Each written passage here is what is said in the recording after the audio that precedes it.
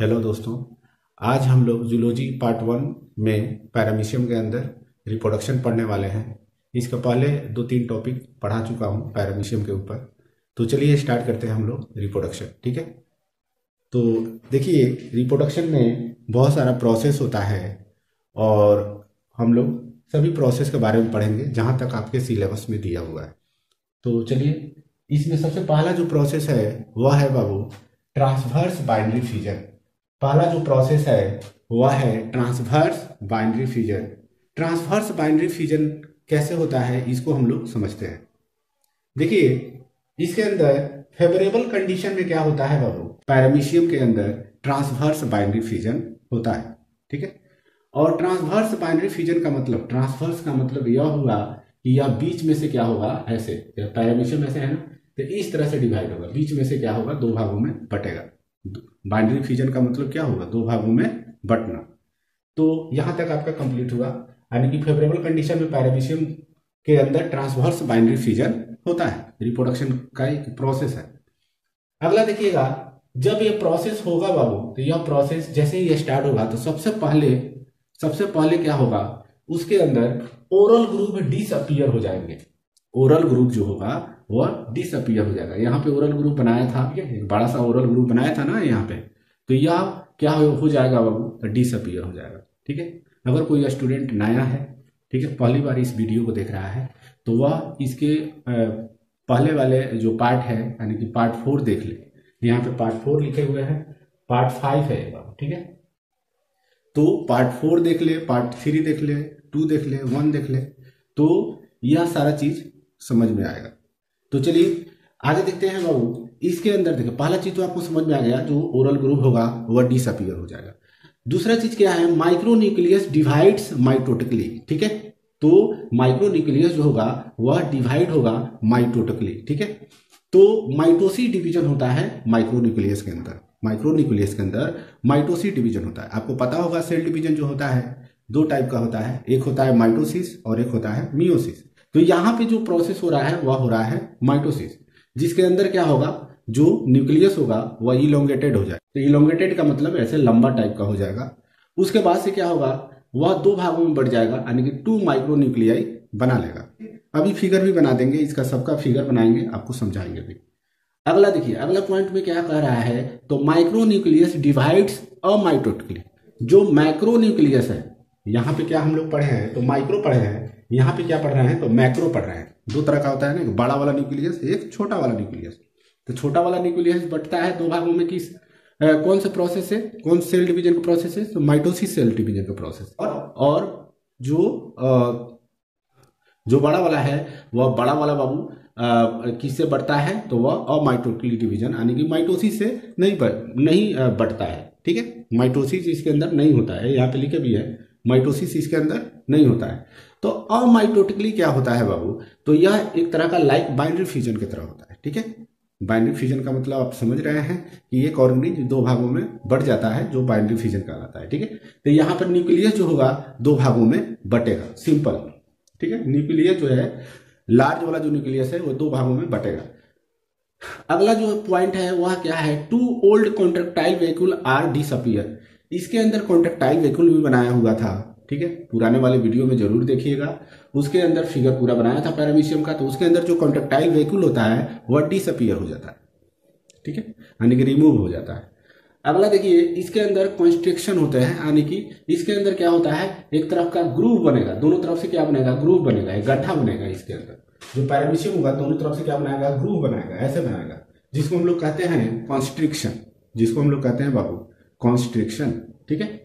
और यह कॉन्स्ट्रिक्शन बनने के बाद क्या होगा, पैरामीशियम डिवाइड होगा। तो पैरामीशियम डिवाइड होने से पहले जो चीज डिसअपियर हुए थे वह फिर से क्या होंगे, तो फिर से आ जाएंगे। ठीक है। तो फिर से इसके अंदर बनने लगे, जैसे ओरल ग्रुप मान लीजिए कि डिसअपियर हुआ था, तो फिर से ओरल ग्रुप बनने लगेगा, यानी कि आ जाएगा, न्यू ओरल ग्रुप बन जाएगा। और कॉन्ट्रेक्टाइल वेहिकल जो डिसअपियर हुआ था, तो फिर से न्यू कॉन्ट्रेक्टाइल वेहिकल आ जाएगा। ठीक है। उसके बाद से क्या होगा, यह दोनों पैरामीशियम सेपरेट होंगे, अलग अलग होंगे। तो यहां तक आपको समझ में आया। अब देखते हैं फिगर में कैसे कैसे क्या क्या दिया हुआ है। ठीक है। चलिए अब फिगर से हम लोग समझते हैं। ठीक है। तो देखिए बाबू, यहाँ पे क्या होगा, जो पैरामीशियम होगा वह पैरामीशियम कैसे इसके अंदर ट्रांसवर्स बाइनरी फिजन होगा, इसको हम लोग देखेंगे। सबसे पहले क्या है, तो इसके अंदर जो मैक्रोन्यूक्लियस होगा बाबू, मैक्रोन्यूक्लियस वह क्या होगा, तो वह डिवाइड होगा, अमाइटोटिकली डिवीजन होगा उसके अंदर। ठीक है, तो अमाइटोटिकली डिवीजन का मतलब यह होगा कि उसके अंदर बाइनरी फिजन की तरह होगा, यानी कि यह जो न्यूक्लियस होगा यह दो भागों में बटेगा। तो सबसे पहले इसके अंदर ग्रुप बनेगा, देखिए यहाँ बनाया हुआ है ग्रुप, और उसके बाद से क्या होगा, एक न्यूक्लियस जो लार्ज न्यूक्लियस होता है बड़ा वाला, वह दो भागों में बट जाएगा। तो ये चीज आपको समझ में आ गया इस फिगर में। और साथ ही साथ क्या होगा कि इसके अंदर क्या होगा बाबू, जो ओरल ग्रुप होगा वह डिसअपीयर होने लगेगा। तो देखिए यहाँ पे ओरल ग्रुप जो है डिसअपीयर हो रहा है। ठीक है, और देखिए ओरल ग्रुप यहाँ पे डिसअपीयर हो रहा है, और माइक्रो न्यूक्लियाई क्या है, एक ही साथ मैं अलग अलग नहीं बनाया हूँ। ठीक है, तो इसमें माइक्रो न्यूक्लियाई भी बना दिए हैं कि माइक्रो न्यूक्लियाई कैसे डिवाइड हो रहा है। तो माइक्रो न्यूक्लियाई सबसे पहले क्या होगा, तो इलोंगेटेड हो जाएगा, और दोनों तरफ क्या हो जाएगा, माइक्रो न्यूक्लियाई चला जाएगा। देखिए यहाँ चला गया, यहाँ चला गया। ठीक है, तो इलोंगेटेड हो जाएगा, और क्या होगा, इलोंगेटेड होकर तब डिवाइड होगा।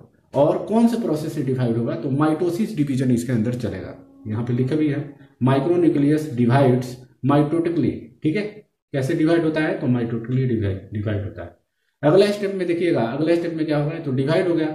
अब क्या होगा, इसमें से जो बड़ा वाला न्यूक्लियस यानी कि मैक्रो न्यूक्लियस है और एक है माइक्रो न्यूक्लियस, वो दोनों क्या होगा, दोनों किनारे क्या होगा, सेपरेट हो जाएगा। देखिए यहाँ पे मैक्रो न्यूक्लियस और माइक्रो न्यूक्लियस इधर हो गया, फिर से यहाँ पे मैक्रो न्यूक्लियस और माइक्रो न्यूक्लियस इधर आ गया। यहां तक आप लोगों को समझ में आ गया। अब बीच में क्या बनेगा, बीच में क्या होगा, यहीं पे बना दिए हैं, यहाँ पे बीच में क्या होगा, एक ग्रुप बनेगा।